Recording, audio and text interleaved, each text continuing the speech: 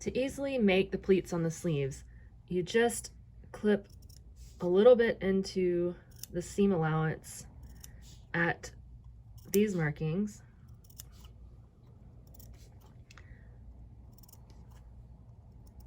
And that allows you to easily fold over the pleat to the marking there. And we're going to the front of the sleeve with each pleat. So it's just a really quick way to easily make these little pleats. And I just pin each pleat each time I make them until you finish the whole sleeve.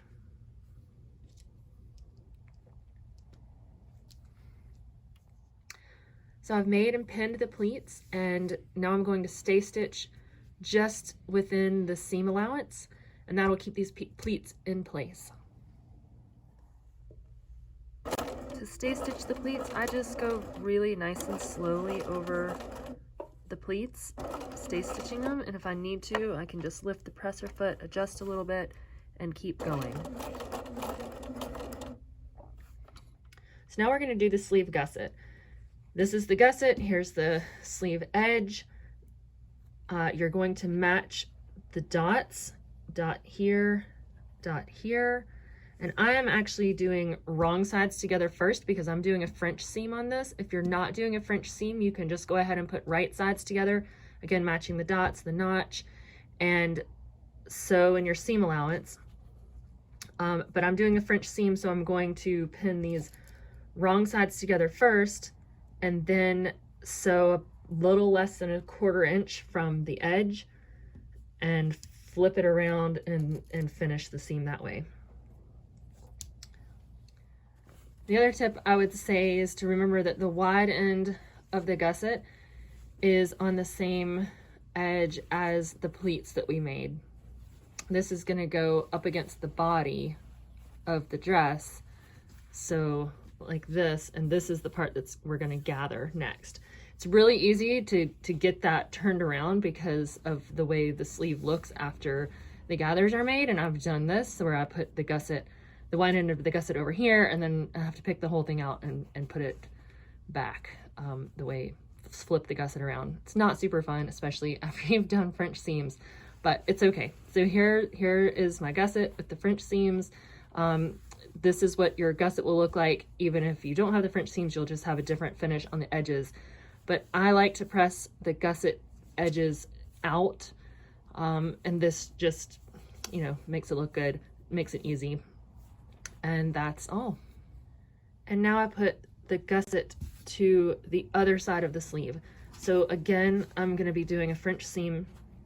So I'm going to put wrong sides together first and match the dots.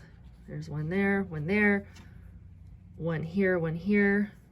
So I'm going to match these dots, the notch, and do the same thing, sewing slightly less than 1/4 inch from the edge and flipping it around. When I'm doing French seams, what I usually do is after I've sewn the first seam, I press that to one side and will then press the seam closed. So this is going to be the wrong side of the fabric where I'll be stitching. But I always come back to the front and just, you can see, trim up some of these loose pieces. You know, if I didn't cut the fabric exactly straight, I might trim a little bit to make sure that this is going to be totally enclosed in the next seam that I make. And the next thing we do with the sleeve is to make gathering stitches along this edge. So the short edge of the gusset, it's the opposite of where the pleats are, along this edge right here, and two lines of gathering stitches. I like to use a really wide stitch. I'll start here at the point of the gusset, go all the way around with 2 lines, one at about a little less than 1/4 inch and one right about 1/2 inch. So about 1/4 inch and 1/2 inch is fine.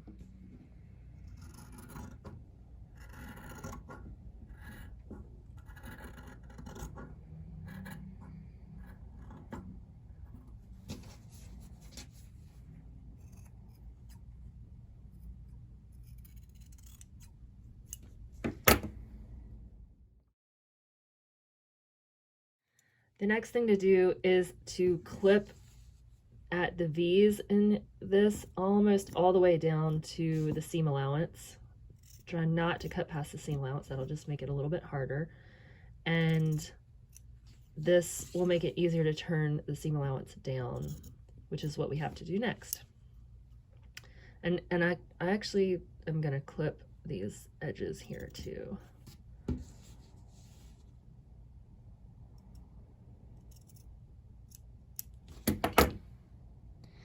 So after these are clipped, we're gonna fold down on the seam allowance and press. So pressing the seam allowance down each place at the tops of these little peaks of the zigzags. I am going to just fold them over together and press it like this. And the seam allowance lines that I made, it just helps to give you a place, really a line to fold on. Here is the cuff. It's folded down and pressed. Now, if you're doing the straight cuff, you just fold down a 1/4 inch on one edge, pretty easy. Now I'm gonna fold this cuff together, sew along the seam line here to create the whole cuff. Here's my cuff. I'm not finishing this seam because it's going to be hidden inside the cuff. And we're going to attach this cuff now to the sleeve. Here's the sleeve that we made, and I've done the gathering stitches and I've pulled the gathers fairly tight. I've tried to make them even. I do think it's important to try to make the gathers as even as possible.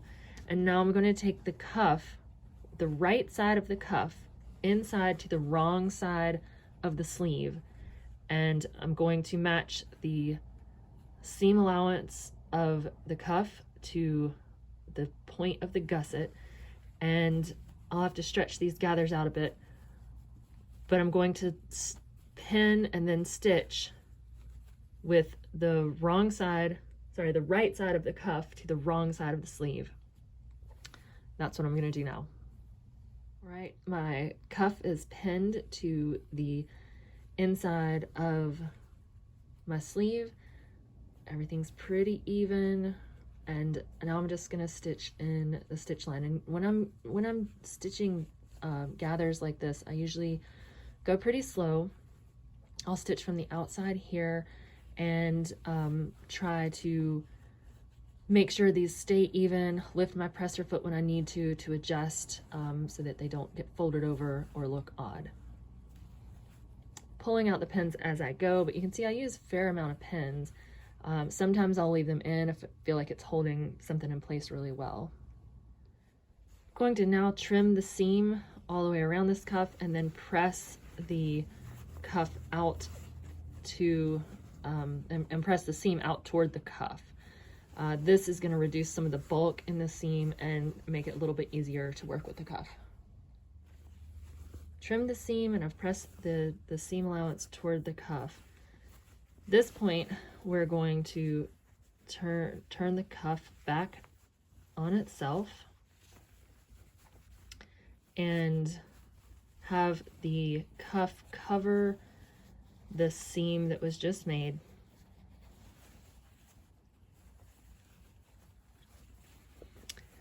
And I'm gonna pin all the way around the cuff, covering the seam allowance. I'm gonna cover it there. And then I'm gonna top stitch along the edge of this cuff to make a nice zigzag cuff. Got the cuff pinned now, and I'm just, like I said before, just gonna top stitch along the folded edge of this cuff. One of the things that I would recommend is making sure that you cut your cuff on the grain line, especially if you're doing the well, any of these cuffs, but the one that without the zigzag, it's just a straight edge, will be folded up just over this seam line. And if it's not cut on a straight edge, a straight grain, this cuff is going to twist and it's not going to look as good, and it definitely won't lay flat. when you're top stitching along this edge, I highly recommend, you know, use your presser foot to adjust the gathers as needed. But I also lift the presser foot to see where I need to go, how many more stitches I might need to do, and I'll just do them by hand. That's right at the edge, and so then I'll lift the presser foot, make the turn on the zigzag, adjust the gathers a bit, and go again. Nice and slow.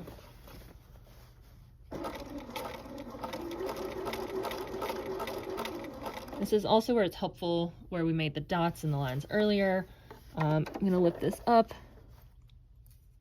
and I can see where the dot is. I'm going to make another, there we go, 2 stitches. And another thing you can do, if you feel like you're getting close, but it's maybe a half a stitch length, you can shorten your stitch length, make 1 stitch, and then adjust it back to the regular length again. To get right on, if you want to be really precise about where on these peaks and valleys of the zigzag you're going to be.